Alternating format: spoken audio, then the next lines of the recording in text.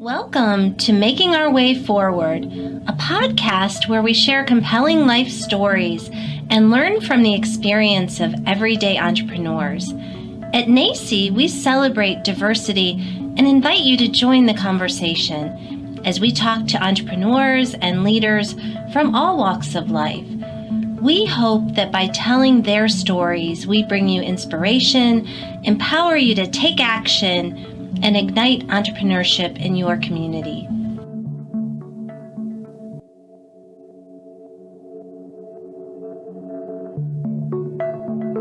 Welcome to Making Our Way Forward podcast. We're bringing an international guest to the program today, and it is my pleasure to welcome Bart Édes to our listeners. So Bart, how are you doing today? Becky, I'm doing fantastic, and it's a real pleasure to be on the program today. It's really nice to meet you again. We actually got to know each other working on the publication of a book series, which we'll get into. And you have a really interesting background. And I'm going to just jump right in, Bart, and have you tell us a little bit about yourself. Where did you grow up? Where did you spend most of your time? What shaped the person that you are today and the work that you're doing? Well, I was born in Prince Albert, Saskatchewan, which is in Western Canada in the prairies, although I didn't spend a whole lot of time there. My parents, my father, who was a Hungarian refugee who fled the old continent after World War II, and my mother, who was born in Montreal, herself to Hungarian immigrants, relocated us from Western Canada to the United States. After a short stop in South Carolina, we settled in the desert southwest of the USA in Phoenix, Arizona, and that's where I spent my formative years through high school. I attended university in the US, in Washington, D.C., and in the Midwest, and worked for a time after that in Washington, D.C. But for much of the last 3 decades, I've been out and about on different continents, in Europe, in Asia. I've spent most of the last 4 years in Washington, D.C., working with my employer for most of the last 2 decades, the Asian Development Bank, which promotes poverty reduction and sustainable development in low-income and middle-income countries and the Pacific region and in developing Asia. I'm now in Montreal, where I and my family relocated a handful of years ago, and I'm working independently on a variety of projects, including some focused on strategic foresight and futures thinking. Yeah, I'm really eager to dig into that because that is such a timely focus area now as we're all making our way forward through the pandemic. And as you and I spoke about a little earlier this morning, Canada seems to be opening up a little bit slower than the US and maybe other parts of the world. But it requires a lot of flexibility, right? A lot of patience and really thinking about things that are in front of us. But before we get into all of that, I'd love for you to tell us a little bit more about Asian economies and maybe specifically, in your 3 decades plus of work, what did you find to be the most impactful? What were some of the strategies in terms of trying to get assistance to to communities and to families, thinking about it maybe through an entrepreneurial lens? Sure. So the Asian Development Bank, again, where I spent most of the last couple of decades, is an intergovernmental organization. It was set up by governments in the mid-1960s to provide financing in what was then a very poor region of the world with terrible social indicators, hunger, lack of basic infrastructure and the like. And its model has generally been to provide loans and grants to central governments. Now, over time, that model has evolved, and there's a lot more work with the private sector. And among the other developments has been greater engagement over the years with grassroots organizations and communities, local governments, civil society organizations. And so when you ask what's been effective, it really it depends a lot on the country and the particular economic sector where investments are made. But one thing that became clear over time at ADB, and I'd say probably more generally in the development world, is the need for greater involvement of local communities, how getting local buy-in and acceptance of development projects can make a big difference in their success, where there is local support. And I mean, not just at the central government level in the capital, but in the community, in the region, province, what have you, can make a big difference as to whether a project gets the uptake, the support, the monitoring, and any needed, say, maintenance and evaluation. One of the things, spaces I got involved in during my ADB career was not only working with civil society organizations, but also social enterprises. So ADB did a bit of work on promoting social enterprises and helping to identify financing for them. And social enterprise as a subset of the whole entrepreneurial sphere, basically private sector initiatives with a social or environmental orientation and broader purpose. These started sprouting all over Asia. I mean, there's a long history there, but in more recent times, they've taken advantage of market openings and tapped into interest at the community level and people interested in sustainable development to really make a difference in people's lives, combining business processes, a market orientation, but at the same time with a mission that was not just about the bottom line in terms of finance and profit, but also what kind of impact, how they were changing people's lives. So I was very proud about ADB's grassroots work supporting social enterprises, even though it's an institution that has a niche primarily on bigger infrastructure projects. Yeah, and I think to your point, I think really communities and empowering people, not just giving them things, but teaching them and developing that sense of self-efficacy. I know in the United States, obviously, as we join hands with people around the world, we're in a rebuilding phase here as well. And there have been people that have been disproportionately hurt by the pandemic and economic decline. But at the same time, there have been people, African Americans, people of color, who've sort of been left out of a track to even joining the middle class. So that's kind of heightened in awareness. And I think what was interesting as I got to know you and just reading your book, which we'll talk about in a little bit, is I think thinking about how to empower people with how they think about opportunity and giving them resources that maybe they didn't have before, and connections and networking. And Bart, if you could speak a little bit about in terms of the bank and what you were talking about, social enterprises, or if we talk about it here as social entrepreneurship, what kinds of investments would you see that maybe communities or even individuals would need to really get on their feet or to get something up and going? Can you give us a sense of what that could be, or maybe an example of that? Sure. Well, maybe just to highlight just how important entrepreneurship in general is to the Asia Pacific region. And we see this through the social impact it has helped, it has provided in lifting people out of low income circumstances, out of marginalized conditions.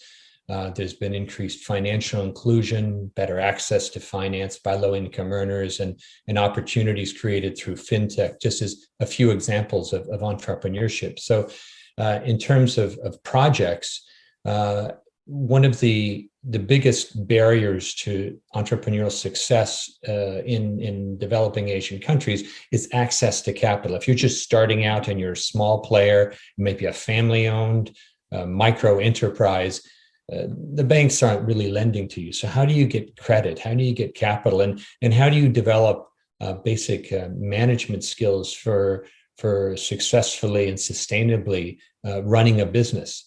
And so some of the successful programs that ADB and other donors in the Asia Pacific region, as well as governments, have been supporting, get at this capacity issue in terms of training, in terms of opening up lines of credit, and where these are done in partnership, say between a big development institution like ADB and governments and local governments and financial institutions, banks, these have often had a big difference in people's lives. So, and there's also a gender component to this too. So often it's harder for women to get an entrepreneurial initiative off the ground for various cultural or legal reasons. So a lot of the projects that ADB backed included provisions to, for example, sensitize bank lenders to the needs of women-run businesses and creating more opportunities in that segment of the community and helping, therefore, to expand social inclusion and address gender gaps that exist. Yeah, that's an excellent point about equity, looking at it through the lens of many different things, gender, race, all of these different things. But the bottom line and the way that we see it at the National Association for Community College Entrepreneurship is if you equip people with education and support, and it may not necessarily be a college degree, but it's some type of mentoring or certificate, and give them some degree of access to capital, it can make a tremendous difference. Just to share with you one bit of information, as we have been scaling up our Everyday Entrepreneur Venture Fund, we found that in the neighborhood of about $5,000 to $6,000 of just an outright grant can get an everyday entrepreneur cash positive in 3 months. And we've tracked a number of individuals. These are not necessarily high-tech businesses, but they might be an automotive repair business. It could be, a number of different things. But it really does open up that possibility, but people have to be equipped with financial knowledge and sort of that ability to do things. So I know I wanted to get to this because this is something that I think is really fascinating that you write about in your book. So I'd love it if you tell us a little bit about your book and then really zero in on strategic foresight and the next big disruption, because it is exhausting, I will tell you, to even think about another disruption as disrupting as the last 18 months have been. But I think your book really offers a great resource. So maybe tell us a little bit about that. What is it? And then, how might people take what you've written about in your book and apply it to their own lives and communities and businesses? Sure. Maybe I'll start with why I wrote this book. So it was during pandemic times, and reflecting on my long association with Asia, being based out there, working to promote sustainable development.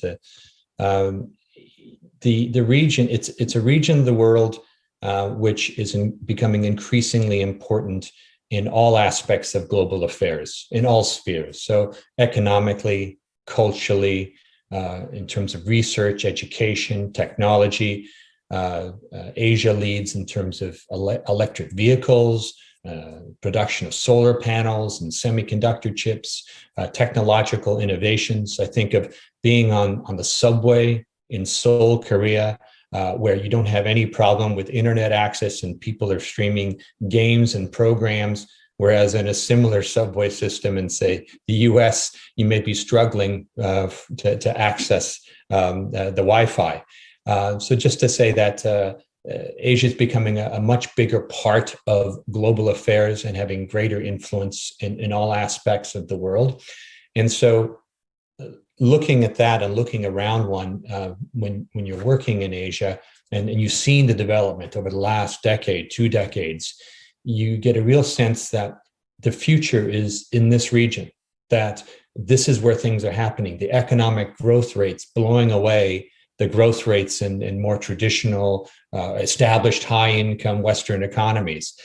And so I think it was this connection of that region, which suffered like the rest of the world, a setback with COVID, but will certainly bounce back with its creativity and large population and growing middle classes, really got me thinking more about the future. And so 4 years ago, while still with the Asian Development Bank, overseeing our knowledge management team and providing strategic direction and how we would manage as an institution our intellectual assets and learn from our experience, we brought in an expert on futures thinking and strategic foresight to share some ideas and to have a workshop for interested staff. And that began a process at ADB of incorporating strategic foresight more into the bank's work. Now, what is strategic foresight? In short, it's a systematic and a structured way of using ideas about the future to better anticipate change and to prepare for different eventualities, looking over the medium to long term. So I would distinguish strategic foresight from something like prediction or forecasting, which sounds similar, but forecasting depends more on the use of historical data or existing trends, and maybe just for the next quarter, what is the company's sales going to be, or in terms of government provision of water services, what might demand be next year based on existing trends. Foresight goes a step beyond. It's not trying to identify a single future, a very precise number as to characterize some aspect of life in the future, but rather elaborates different plausible scenarios that are created on the basis of how major trends interact. So in short, strategic foresight helps to gain more information and insights for an organization, whether it's an educational institution, a nonprofit, a company, a government agency, helps to use these ideas about the future and how it might evolve and use those insights to improve strategy and planning for the future and to make organizations more resilient and better prepared for not only crises such as the one we've been going through, but also opportunities. So, in short, that's how I came to this this embrace of strategic foresight and wrote this book, which highlights now as we recover from the crisis, from the pandemic and economic crisis, how can we make better plans for the future and be more resilient and more future conscious about our planning. I think that's important for a number of different reasons. I even think about it from my own perspective as the leader of NACCE, and we had a call earlier this morning to ideate on a very large grant opportunity. And should we get it, it could alter the trajectory of our organization. So in thinking about things, sometimes getting something that you go after could be sort of a mixed blessing if you're not clear on where you're headed. And I think that's, for me anyway, that sort of the growth of learning from people like you and other colleagues that we have, Dr. Claire Nelson, and the work that she does in futures thinking, because it's also very empowering if you think about it. Because if you're just looking at history and the past, and of course, there's complicated stories in there, and people sort of debate what actually makes it into the history books. But if you're casting your gaze toward the future, you're really empowering yourself and your team to create that, or as we talk about in our organization, co-create it. So if you're coming to the table with partners, there's this sense of kind of alchemy that you can create things that independently we couldn't do together. And I think for me and the Reset series and part of Change Makers and the work that we did together with Tim Ward was really to come up with a composite of different social and world problems and kind of weigh in on different solutions. So I'd love to hear from you, Bart, also. What are you most hopeful about on the other side of this pandemic? And granted, we've got a ways to go, worldwide till we're on the other side of it. But share with us, maybe looking at it through the lens of how you view opportunity and challenge. Share with us some of your observations or your hopes. I'm glad you ask it that way, because oftentimes when one uses strategic foresight to develop longer term scenarios, some of those scenarios can be a bit dark and a bit unnerving, because there are, frankly, unpleasant possibilities in the years ahead. But looking at the opportunities, the more positive side of things, I think that's a great way of approaching it. And after all, the future is not written, and we have the opportunity to influence what that future becomes. So as far as, what gives me hope, looking back over the last year and a half, that's been so difficult for so many people, we've witnessed surging momentum in the battle against climate change. And in the United States, more concrete action to tackle racial and social inequalities. And human ingenuity has again shined with the introduction in record time of several effective vaccines against COVID-19. I mean, this process of vaccine development used to take many, many years. And within a year or so, we have several different vaccines. And now it's just a matter of getting them out there and returning our lives to something resembling normalcy. So what also makes me encouraged about the future are efforts to make community colleges even more affordable in America. Discussion of free community college in the political sphere. I have a grown nephew who is making an exciting and bold career change out of sales into nursing. And he's done this during the pandemic, and it's the community college that's given him the knowledge and skills to make this transition into the medical field. Now, the pandemic has hit community colleges hard, but with this vaccine-inspired hope for a return to times of familiarity, to removing our mask and interacting once more, I think that prospects will improve for community colleges. For example, people who've deferred their plans will start looking at college again, and workers who lost their jobs will start looking at community colleges to retrain and strengthen job skills to make themselves more competitive. And employers who postpone training will start looking to bring those workers back up to speed. And high school students who fell behind academically will look for classes to get them college ready. So there's a lot in the post-pandemic period that gives me hope based on some of the positive developments in the last year and year and a half, and some trends as we're leaving the pandemic that opened the door to all kinds of possibilities, including the very important role that community colleges play in, among other things, skilling and creating entrepreneurial opportunities. I appreciate so much that you pointed that out. And I think about that a lot too, the resiliency of the human spirit. And it's really that way of looking almost at the desirability of difficulty, as Malcolm Gladwell wrote about so well, that when you're going through something, it doesn't feel good or it doesn't feel very desirable.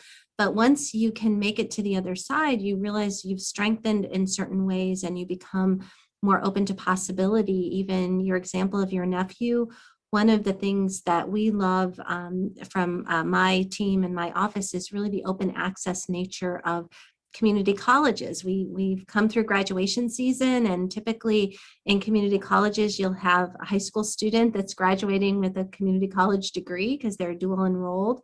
And you might have people in their 60s or 70s. I remember a student one time, she was a nurse and she was in her 70s and going strong, but she was starting to lose her hearing. So that led her on a path of getting a certification, helping others with that same thing. So I think regardless of what our path is, we never stop learning and collaborating and sharing. And I'm just encouraged, by the opportunity to get to know people like you. I often think if the pandemic wouldn't have happened, my co-authors and I probably wouldn't have written our book. We would have been too busy. We would have been, traveling around the world or traveling at least around the US. So this has been a great conversation. Bart, remind us the name of your book and where people can get it. And if you have a copy of it handy, if you wanted to show that or just share with us the title, I'd really encourage people to pick it up and read it and try to think of how they might apply it to their own lives.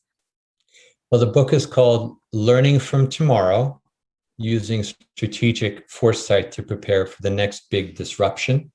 I'll hold it up here. I'm not sure if that's clearly visible. It's a great title, and it's also a great graphic. For those who are listening, it's an avatar that looks like a robot that is actually, reading and thinking about the future. So Bart, thank you so much. I appreciate your thought leadership and your friendship, and you're willing to share your story with our listeners. It's been a great pleasure. And thank you so much for the opportunity today. Thank you so much for joining us. We hope that listening to this podcast will help you to explore the many ways we might define entrepreneurship. Join us every other Wednesday for more episodes as we celebrate opportunity, learn from one another, and grow together.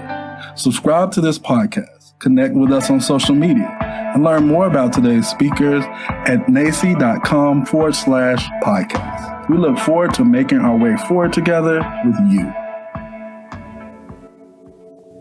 Have you heard about our latest book, Impact Ed: How Community College Entrepreneurship Creates Equity and Prosperity? This is our roadmap for building back better in 50 states and globally. In each chapter, we share the inspiring stories of everyday entrepreneurs and explain how community colleges play a crucial role in their success. Visit us at nacce.com/impacted to order your copy now and join us in this work.